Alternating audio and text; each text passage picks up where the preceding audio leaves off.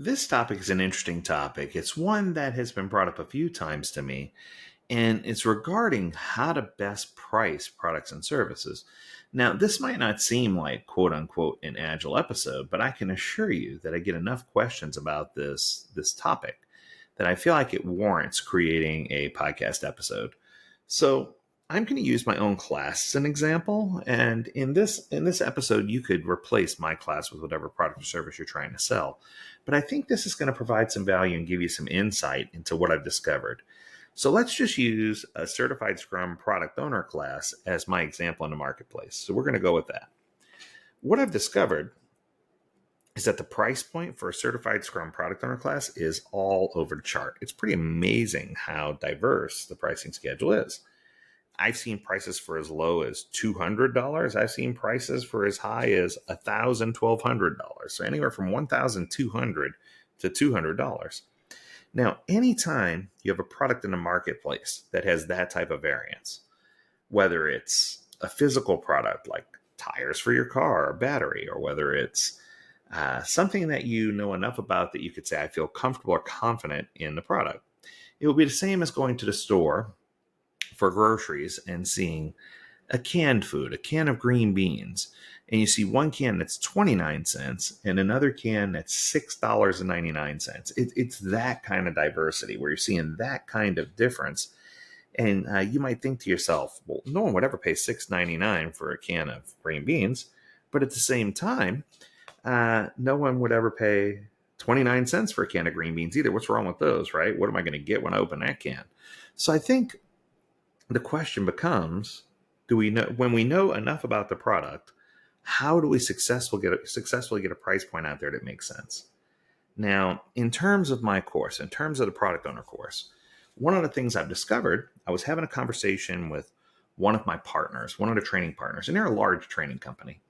And they were telling me that they list this course for anywhere from $249 to $399 typically, depending on the trainer. And my question was, why? When I list that same exact course for $6.99 or $7.99 all day long. I said, why do you list it for so low? And the answer was, quote, people are not interested. We're not getting very many registrants. So what I quickly had to teach them is that there's two ways to attract new customers. The first way is to become the low-cost leader. Now, when I think of a low-cost leader, the first thing I think of is Walmart. And in no way is this a diss to them. I mean, Walmart's got everything you could ever want in their store. It's one-stop shopping, and it's all for a decently low price. Very rarely do you say, oh, I found something cheaper elsewhere than you did at Walmart. Walmart generally does a good job of that. And Walmart relies on smaller amounts of margin at larger quantities to make their income.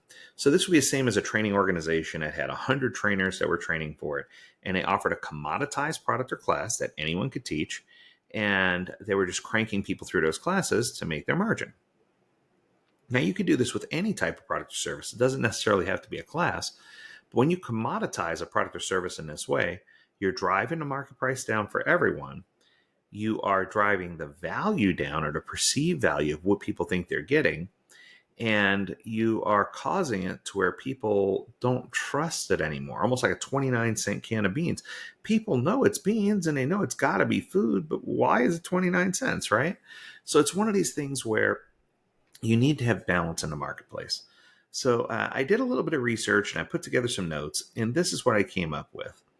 If you're trying to figure out a complete pricing model, you need to figure out a few things. The first thing you need to determine is the acceptable price range. What is the lowest price? What is the highest price? Then you need to determine when people start to feel indifference and where the sweet spot is. So you're saying, great, Lee, that's wonderful. How do I do that? I think you need to create some form of a sensitivity meter to figure it out and ask yourself some questions. So the first question is, at what price would you consider your product or service to be so expensive that no one would consider buying it? That's the first question you have to ask yourself, because that's going to give you the too expensive price. If you say no one's going to pay this amount for a can of beans, or no one's going to pay this amount for a class, you've hit that threshold and it's too expensive. That is an important price to know, because that goes at the very top of your chart. Now let's go to the opposite extreme. You need to ask yourself, at what price would you consider the product to be priced so low that you feel sketchy about the quality or about the product itself? Oh, if it's priced that low, it can't be very good. Something must be wrong. If you found $100 Hermes bag, or if you found a $50 pair of iPods, or a $25 pair of Nike Air Jordans, you're going to, a $25 Rolex, right? You're going to immediately know something's not right. And that's where I'm trying to go. If you find Gucci products for $50, it's probably not Gucci, just saying. But it's one of those things where you start feeling like the low price is making it a bad thing. Now, does that mean that all low price items are bad? No, there are some low price items that are just as good.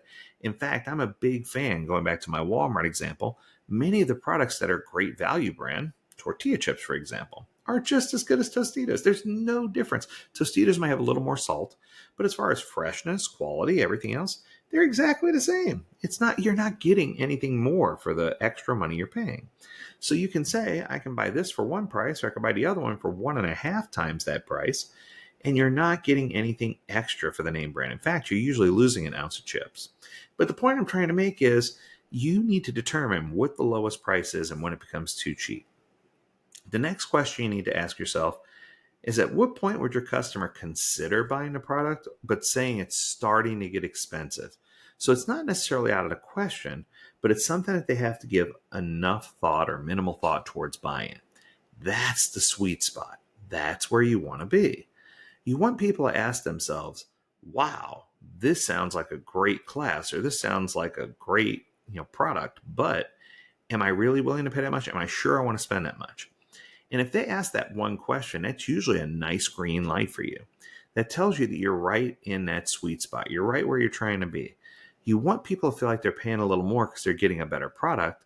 You don't want people to feel like they're being ripped off, but you definitely want people to feel like they're getting a little better value, something that's a little better than what everybody else is offering. And that's that sweet spot where you need to be. And then finally, there's the occasion where I offer discounts on my product. I'll say, hey, for summer, we're doing a summer sale. Use this coupon code and get $100 off. Or you're returning alumni to my class? Great. Let us know, and we'll give you a code as a returning alumni to get money off of your course. The point I'm trying to make is we offer these from time to time. And this is when you say, wow, that course is a bargain. And I'm not saying that it's super cheap, because cheap is almost a bad word. What I'm saying is, at what price point would you consider the product to be a great bargain and a good buy for the money, right? When would you say, oh, this is a great value. This is a great buy for the money. Hence the name Great Value. Now you know where it came from. But it's one of those things where if you bring it all together, you want to be at that sweet spot, and you want to offer a discount from time to time.